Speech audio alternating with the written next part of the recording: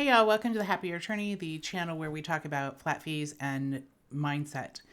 And today I'm going to talk about what the real cost is of continuing to use flat fees or continuing to use hourly fees or using flat fees but not using them properly or using them as well as they could be used.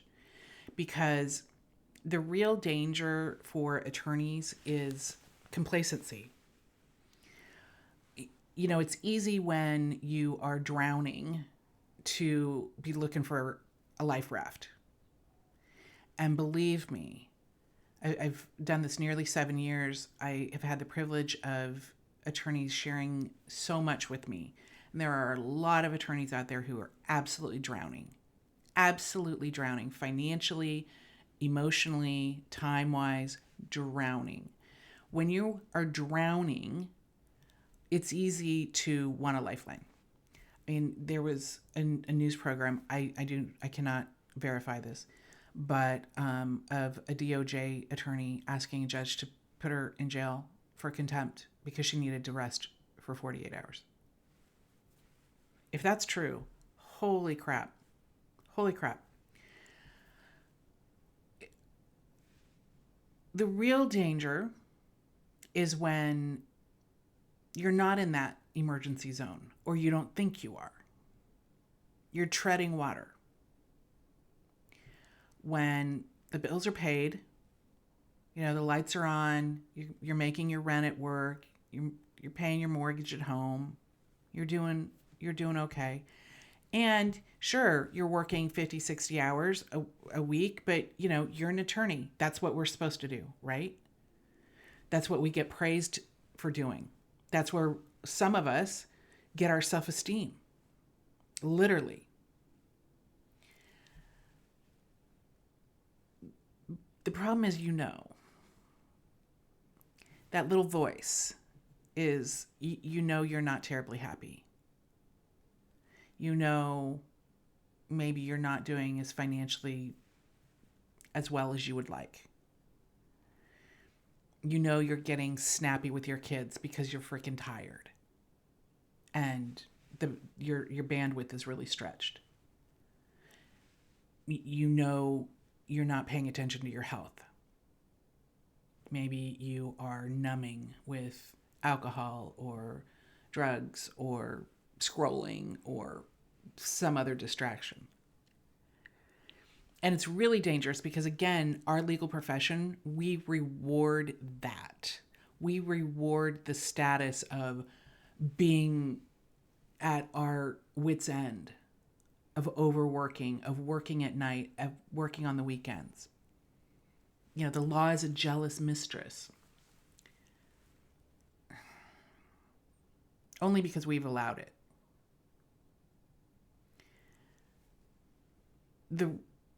So this video is to try and help you be honest with yourself about what the cost is to you. This is whether you are still using hourly fee or if you're using flat fees, but again, maybe not using them as well as they could be used. So let's talk about the visible cost of either of those. When I work with attorneys, on average, they increase their yearly income by about $250,000. I'm not kidding. The first year. Some a lot more, depending on where they start. And the sky's the limit. The sky is the limit. That's a lot of money. And if you have a practice with more than one attorney, we're talking millions and millions of dollars.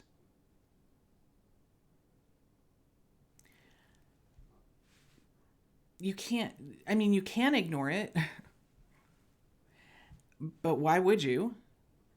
And the best part of that is that that's not from working more. That's from working less, working far fewer hours, going from working 50, 60, 80 hours a week to 40, 45. And I have asked hundreds and hundreds of attorneys, ideally, how many hours a week would you like to work? I have never heard anyone say over 40. Not one. Most say 30. So this is increasing your income substantially and decreasing the number of hours you work. It is also bringing your caseload to your perfect caseload. Not too few cases where you're feeling bored or like, I got nothing to do here. And not too many. And I've practiced law since 1997. I've been there where you're getting a little ahead of your of your skis because your caseload's too high. It's a horrible feeling. It is a horrible feeling because you know you're not doing right by people or as well as you're capable of doing. And I remember when I had a huge caseload when I was a deputy prosecuting attorney. It felt horrible, but I wasn't in control of my caseload. It was just what it was, and it was just triage all of the time. And I was just doing the best that I could do. Was that my best work? Oh my, no. And there were so many times I just got lucky because we didn't have time. There was no way we could go in depth. But if you're in private practice and someone has paid you money to represent them, I think you have, forget the ethical duty, I think you have a moral duty to do the best job that you can do for them. And is that happening when your caseload's too big? No, it's not. It's not. And then we tell ourselves, oh, well, yeah, but I'm so busy, I can't. Well, you're so busy because you're undercharging. You're so busy because hourly fees are never going to work. That's why you're so busy. It's not your client's fault that you have to take on more and more clients because the bills need to get paid, or you need to feel like you have more clients for your self-esteem. That's not doing right by your client.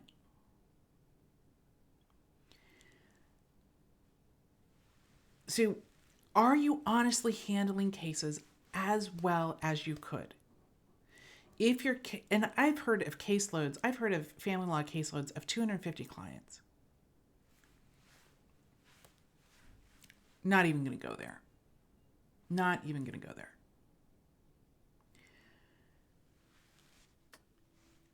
Can you honestly say you're doing your best work with every client? If not, if there's hesitation there, your caseload's too big.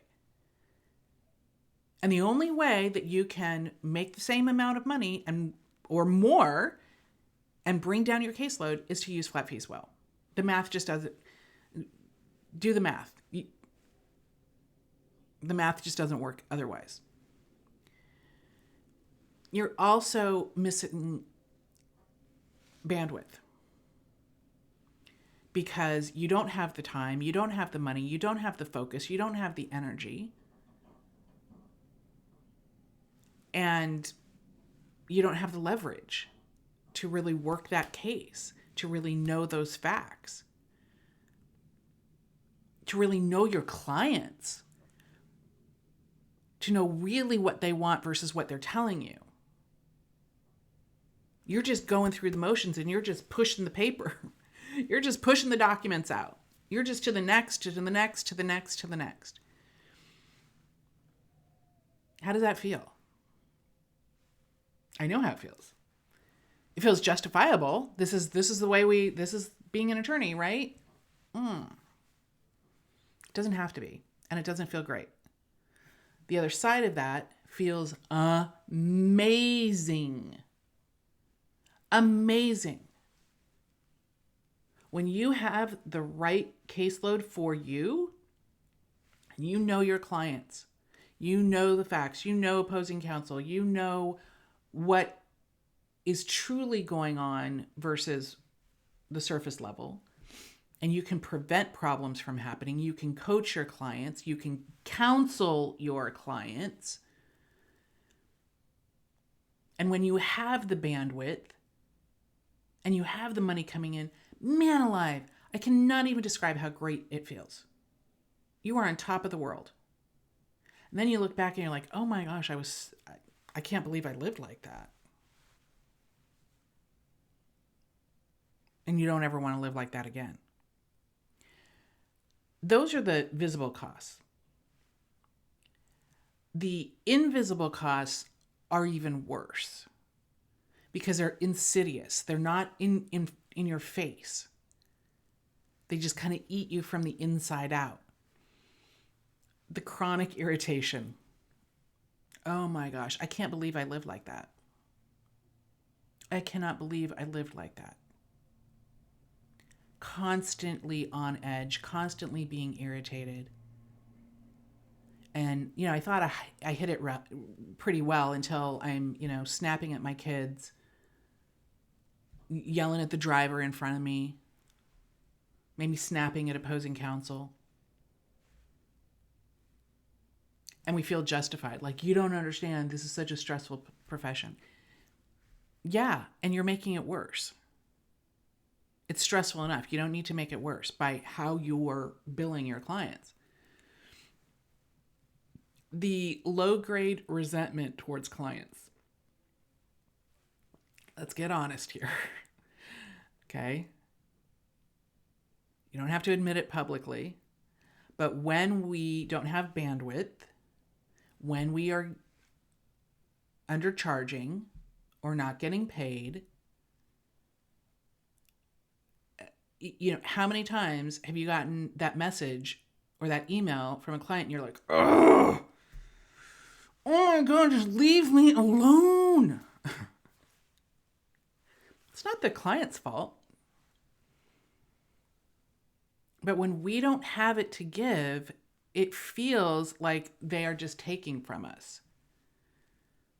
When we have bandwidth, when we have the time, when we have the energy, when our caseload's good, when we have the money, when we have the support, when we have good staff because we have the money to pay them and train them and the things, and when we've learned boundaries with clients, we're not irritated with clients. Imagine working with clients you wanted to work with, who you're like, oh, I can't wait to talk to that person. Or at least they're not grading on you. And again, that low-grade resentment, it just eats at you. It eats at you, and then you take it out on other people. Hopefully you don't take it out on your clients. Although, I gotta say, there were a couple times I did, which wasn't cool. But it eats at you. When you are living in this constant state, you're almost emotionally flat. And then you get home and you're going through the motions probably. You're doing the things, you're, taking care of the checklist, but you're not truly connecting with your people or yourself. You're just getting through it to start over the next day. And I'll never forget, I had an attorney client years ago who hired me the next morning following this incident with his 4-year-old daughter.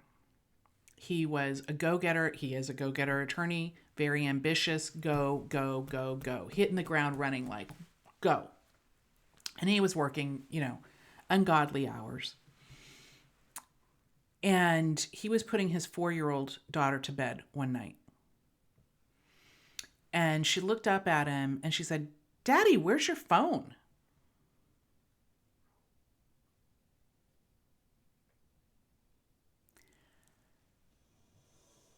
And it just hit him like a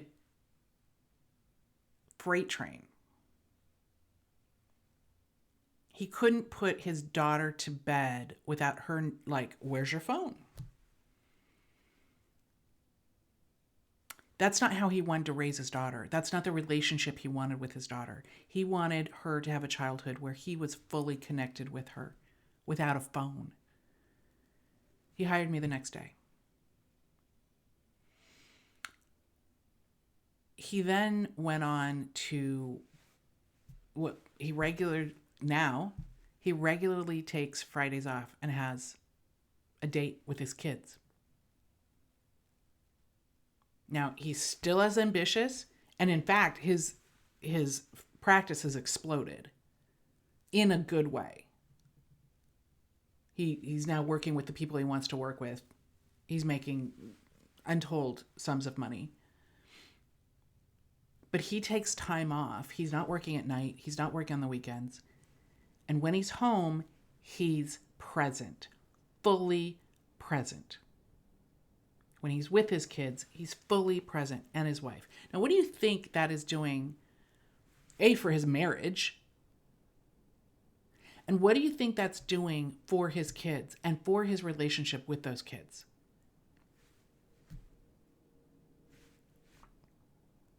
Completely has transformed it.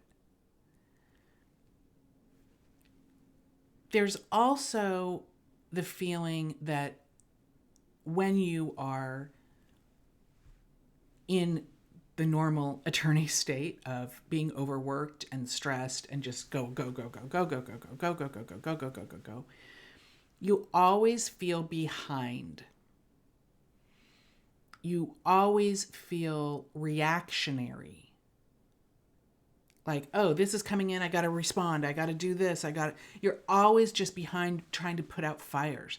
That is a horrible way to live because you don't feel on top of it. You don't feel in control of your own practice.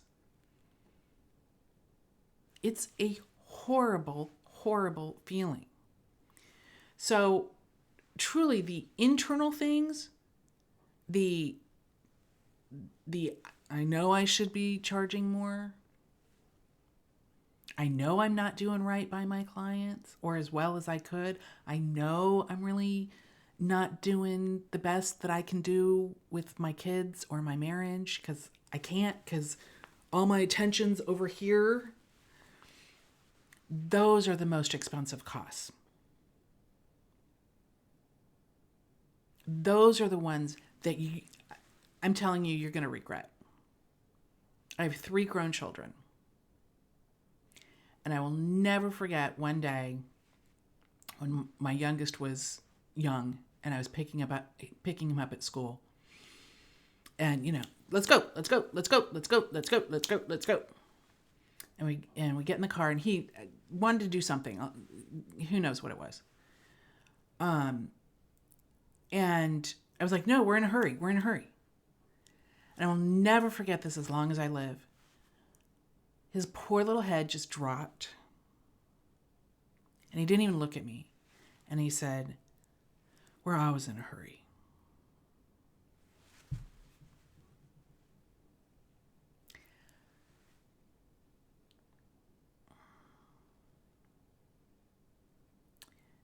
I don't wish that on you. I do not wish those memories on you. My goal in this video is not to get you to use flat fees or get you in the program. My goal is to help you be honest with yourself about the cost of what you're doing truly is to your life, instead of telling yourself it's not that bad. Okay? Recognize the slow leaks and trust yourself enough to fix it. I would propose using flat fees well is the best fix. That's up to you. Okay? But recognize the true costs. If you want in the program to learn flat fees, you got till February 27th. Okay. Links in the description. If you're looking at this after that date, the next best thing is the videos. You can watch all the YouTube videos and get the Happier Attorney. So take care, friend.